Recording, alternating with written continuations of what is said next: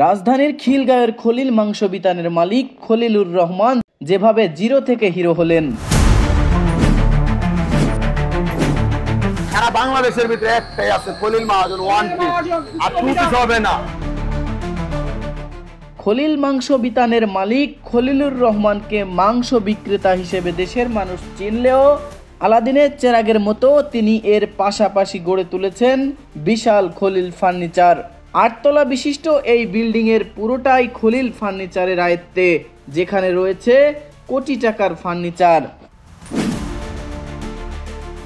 মাংস দোকানে ফার্নিচারটা শুধু সে নিজে করে, নিজের হাতে নিজে থাইকা করে। যেমন মাংস দোকানটাও চালায়, ঠিক আছে, ওখানে মনে করেন ফার্নিচারের দোকানটা সে নিজেই চালায়।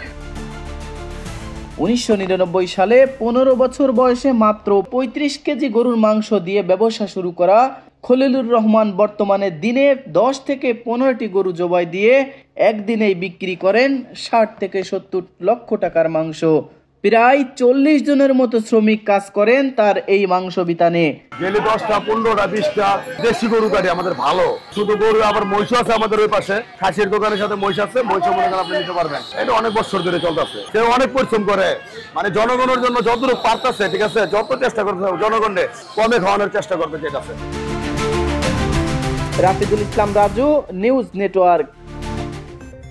সব খবর, সব দিকের খবর দেখতে নিউজ ইনসাইডের সাথেই থাকুন, সাবস্ক্রাইব করুন।